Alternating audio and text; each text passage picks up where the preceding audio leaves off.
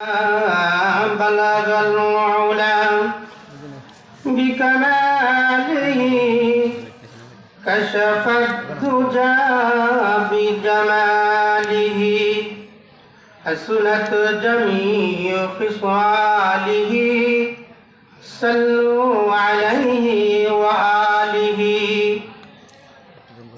সকলেই জবান বলে মদিনার দিকে মুতাওয়াজ্জহ হয়ে মনে মনে চিন্তা করব আজকের ওই দুরূদটাই আমার জীবনের শেষ দুরূদ। কি বলেন, ঠিক না? আপনারা রাগ করছেন নাকি? আমরা তো জান্নাতের ভিতরে বসে আছে, জোরে জোরে বলেন সুবহানাল্লাহ। আরে হেরা দুইটা যেমন লাল শাখায় হেদের আওয়াজ বেশি, আপনাদের আওয়াজ কম। জান্নাতি ভাষার আওয়াজটা ভালো হইতো না? বেশি হওয়ার দরকার না? কি বলেন? আমরা তো ইমানের পাওয়ার চার্জ হইতেছে, চার্জ হইলে সাধারণত বাল্বে আলো বেশি দেয়, ঠিক না? তাহলে দেখি আমরা আলো কমতেছে, মেহরবানি করে আমি মনে মনে চিন্তা করবো যে আমার দুরূদটা এই মুহূর্তে এই সরতাজ বাইরা থেকে সুনান মদিনায় হাজার হাজার লক্ষ লক্ষ কোটি কোটি নিযুক্ত ফেরেশতারা আমি যে দুরূদ পড়তেছি সেই দুরূদটা আল্লাহ নবী সাল্লাল্লাহু আলাইহি ওয়াসাল্লামের রোজার আখাজে পৌঁছানো হইতেছে। সুবহানাল্লাহ সুবহানাল্লাহ। আস্তে গুনগুন হইব, আস্তে কই সুবহানাল্লাহ। আমরা বলে মুল্লা স্যার আস্তে আস্তে কইলে জোরে, জোরে কইলে আস্তে। আর কারণটা কি? তার কারণ হইল আমাদের ইসলামী মূল্যবোধ শিক্ষা না থাকার কারণে। মেহরবানি করে আল্লাহর দেওয়া জবান দিয়া অন্তরের অন্তঃস্থল থেকে অল্প সময় করব সকলে বালাগাল উলা বিকামালিহি কাশাফাদ দুজা বিজামালিহি হাসনাত জামিউ খিসালিহি সাল্লু আলাইহি ওয়া আলিহি সূরাতে ইউসুফ বিদারি হিকমতে লুকমান মা কারিয়ে কুরআন বারি আই দিলে সাদ মালেমা বালাগাল উলা বিকামালিহি কাশাফাদ দুজা বিজামালিহি حسنت جميع خصاله صلوا عليه وآله देखा गए में मदीना का बस्ती है जहाँ रहमत की बारिश हमेशा चमकती है बलगल उला बिकमालिही कशफत दुजा बिजमालिही हसनत जमीउ खिसालिही सल्लु अलैहि व आलिहि। मोहब्बत से कोई पढ़ो बोली ला इलाहा इल्लल्लाह বাইজার পিছনে একটা এসে পড়ে গেছিলাম, লা ইলাহা ইল্লাল্লাহ। জবান বলে জোরে জোরে লা ইলাহা ইল্লাল্লাহ, লা ইলাহা ইল্লাল্লাহ, লা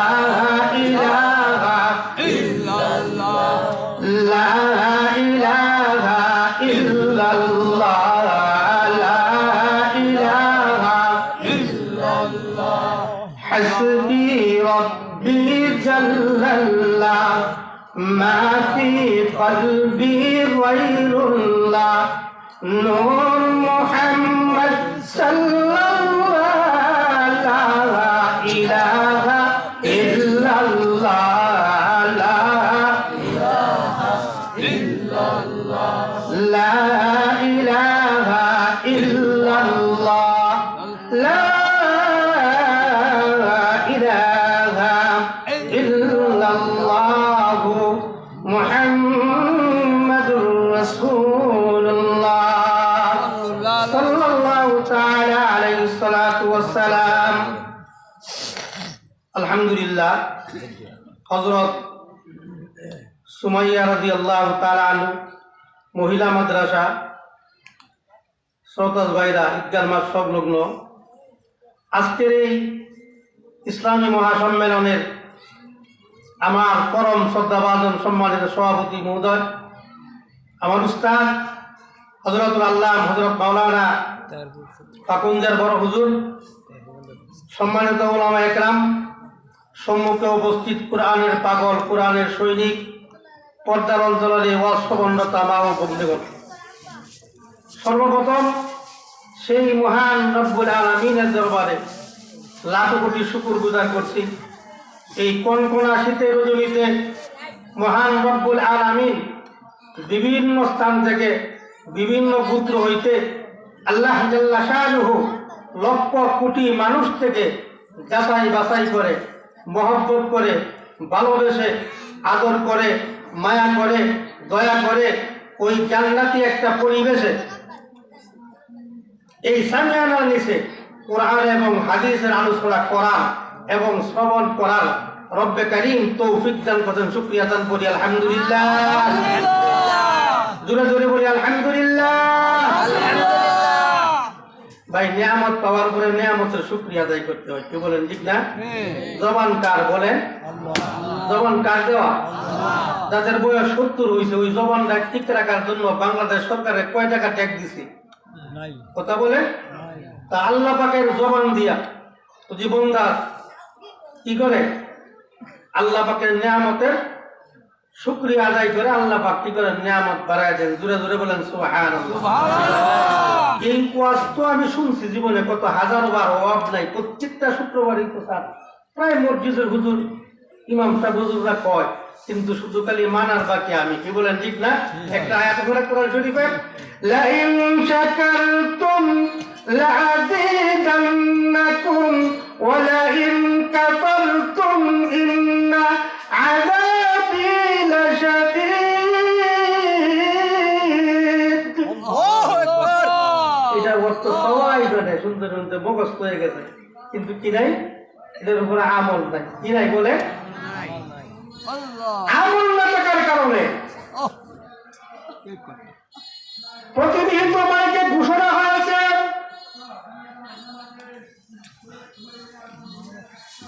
আজকে বুধবার থেকে বৃহস্পতিবার সন্ধ্যা পর্যন্ত বা বিকাল পর্যন্ত এই জায়গায় কোরআন এবং হাদিসের আলোচনা করা হবে। কি বলেন ঠিক না? ঘোষণা দেওয়া হয়েছে না? কতবার মাইক দিয়ে তোমাকে ঘোষণা দেওয়া হইল, ও ভাই ওই জায়গায় কোরআন এবং হাদিসের আলোচনা করা হবে। আসো গো আসো, জীবনের শেষ হইতে পারে আজকের মাহফিল তোমার জন্য, আমার জন্য জীবনের শেষ মাহফিল। কথা বলেন ঠিক না বেঠিক?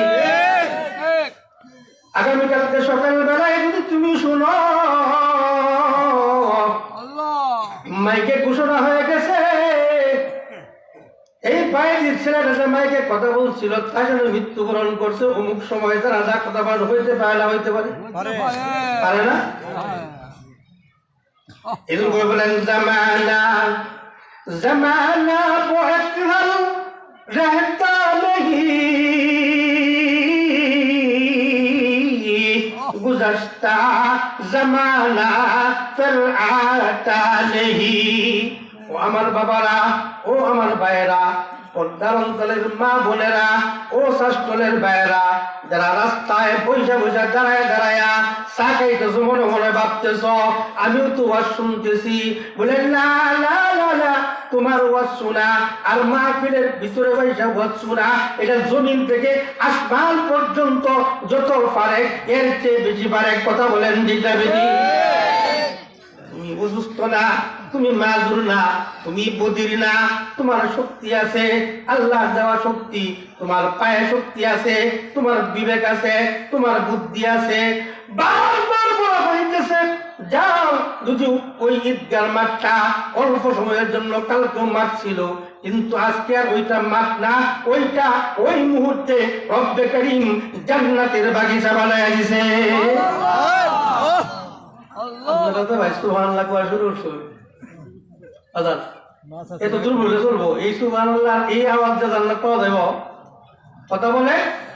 আরে বাজান আপনারা নুনুলি খাই এই তো আলিফ বাতাসা কইরে আজকে আমি বইছি ঠাকুর দূর দূর কয়ে গেছে। এটা যদি বৈষম্য কিচ্ছু করার নাই, সিস্টেম হয়ে গেছে। টাকা পয়সা দিয়েছে প্রাইজনলি আমি চিনি, তাদের ছেলের সমতুল্য তুল্য আমি, কেউ নাতির সমতুল্য আমি।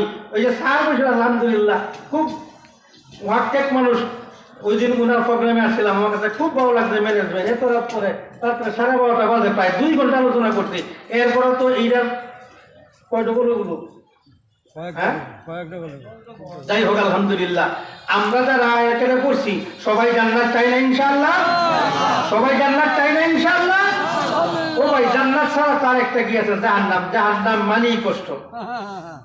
কি বলেন ঠিক না বেটি? এই জন্য ভাই সাহেব আমি অনুরোধ করব, আজকের এই মাহফিলের ইন্তজাম অনেক কষ্ট করে করা হয়েছে। সুতরাং বাইরে আজকে তোমার মাহফিলে আসো, এই জায়গায় আইসা তোমার জীবন চলার জন্য হয়তো তুমি অল্প কিছু শিখো, অল্প একটা কথা শিখো। ওই একটা কথার উপরে তুমি যদি আমল করতে পারো, খোদার কসম রব্বে কারীমের দরবারে ওই আমলটা তোমার যদি আল্লাহ রাব্বুল আলামিন কবুল আর মঞ্জুর করে নেয়, আল্লাহ পাক ওই কারণে তোমার জিন্দেগির গুনাহ মাফ করে দিয়া তোমাকে জান্নাতবাসী করে দিবে। এই সুবর্ণ সুযোগ আর কোথায় পাবেন? ওই বাজার গেলে পাওয়া যাবে না। ইমানের কোনো কি নাই। ইমানে কোনো মহল আছে? যে এলাকার সবচেয়ে টাকাওয়ালা যিনি, সবচেয়ে বড় যিনি ধনী ধনাঢ্য ব্যক্তি, যার টাকার অভাব নাই, আলহামদুলিল্লাহ ছেলেরা ইউরোপ কান্ট্রিতে থাকে, লন্ডন থাকে, আমেরিকা থাকে, ব্রিটেন থাকে, ফ্রান্স থাকে, ডক্টর, ইঞ্জিনিয়ার, এরকম বড় বড় চাকরি, তাদের প্রতি মাসে লক্ষ কোটি কোটি টাকা আয় আছে। কিন্তু আপনি বলতে পারবেন না যে ওই লোকটা মৃত্যুবরণ করার পরে 1000 কোটি টাকা দিয়া এক জাররা পরিমাণ ঈমান সরকার পাইয়া অমুক বাজারের গলি থেকে কিনা তার কাপড়ের ভিতরে ঢুকায় দিবে। কথা বলেন পারবে না? পারবে? আসে? এরকম কোনো সুযোগ নাই। আল্লাহ বলেন মায়ার বান্দা, ওই জাররা পরিমাণ ঈমানের দাম যে কত তুমি যদি জানতা, তুমি যদি বুঝতা, তুমি যদি জানতা রে বাবা জাররা পরিমাণ ঈমানের দাম কত। বর্তমানে অনেক জামানা চলতেছে, যে জামানার ভিতরে যন্ত্রের আগ্রা হাতে রাখা সহজ, এর চেয়ে বেশি কঠিন হইল জাররা পরিমাণ ঈমান ঠিক রাখা। কথা বলেন ঠিক না বেশি? আমি আপনাকে সুন্দর সুন্দর ওয়াজ করাই আপনাকে আমি নাচাইতেও পারবো, কান্দাইতেও পারবো, কিচ্ছু লাভ হবে না বাবা।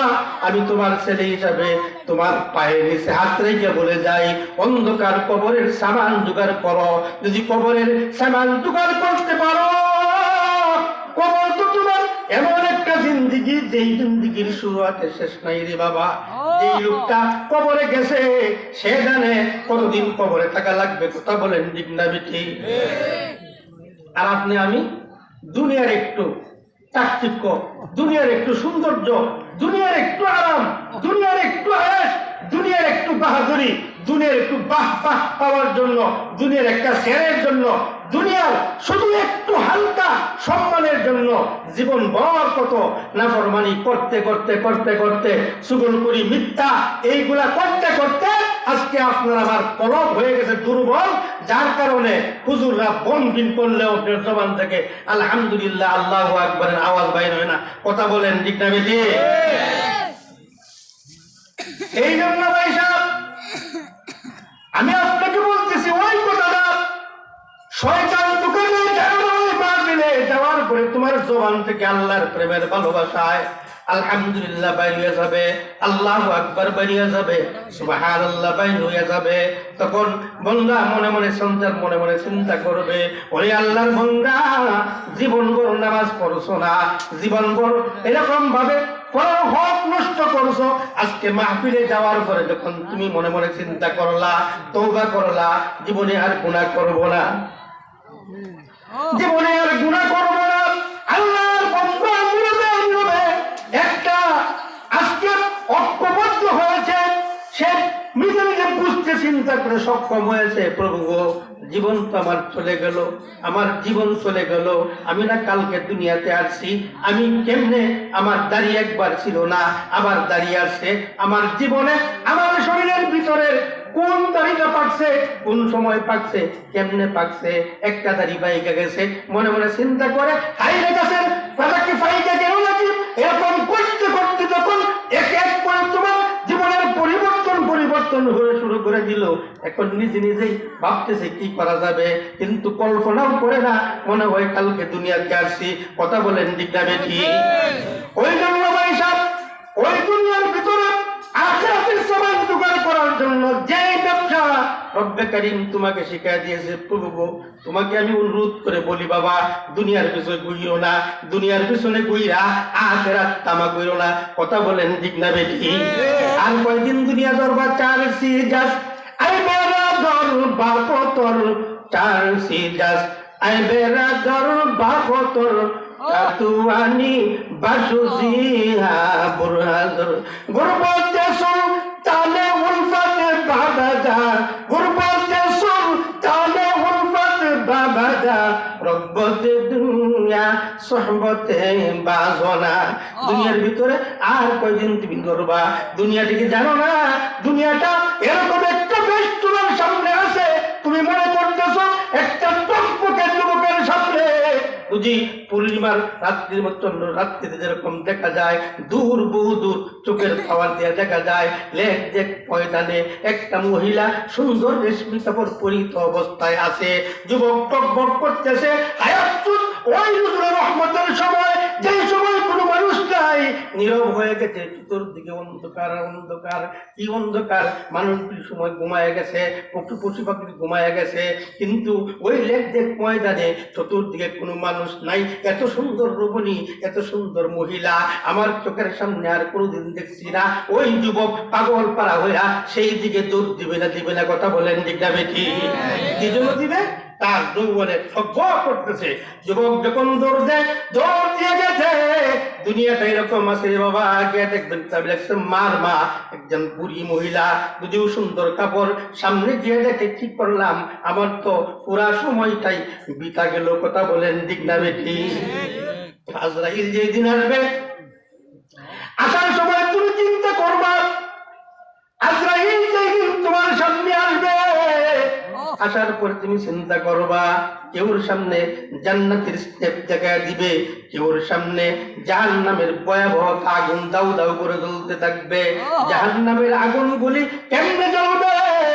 আল্লাহর বান্দা চোখের সামনে দেখবে জাহান্নামের আগুনের ভিতরে জ্বলন্ত মানুষগুলি, পুরানা টকবকে যুবকগুলি, মানুষগুলি জাহান্নামের আগুনের মধ্যে এরকম ভাবে দিতেছে। আল্লাহর বান্দা পেরেশান হয়ে যাবে, রব্বে কারীম, যদি ওই আগুনে আমাকে পালানো হয়, আমি দুনিয়ার আগুন সহ্য করতে পারছি না, জাহান্নামের আগুন আমি সহ্য করতে পারবো না। পারবে? আল্লাহ পাক বলেন, ফাল্যাযহাকু قليلا وليبكوا كثيرا وقودها الناس والحجارة أعدت للكافرين। জাহান্নামের আগুনকে রব্বে কারীম মানুষকে এবং পাথর দিয়া রিংডন করা হবে, জ্বালানো হবে। আপনি বলুন, লাকড়ি, আমরা ওই লাকড়ি বলতে ওই জিনিসটাই বুঝি যে আগুনটা দুর্বল, যে আগুনটার ভিতরে একবারে দগ্ধ করে চলতেছে না, মানে পাকের কাজটা হইতেছে না। ওই আগুনটা একটু বাড়াইবার জন্য, স্যার কি বলেন, একটু বাড়াইবার জন্য, একটু তার তেজ গতি বাড়াবার জন্য লাকড়ি দেওয়া হয়। লাকড়িটা দেওয়ার পরেই আগুনটা আগের চেয়ে আরো বাড়ে না? কথা বলেন ঠিক না বেঠি? আল্লাহ পাক জাহান্নামের আগুনের ভিতরে মানুষকে এবং পাথর দিয়া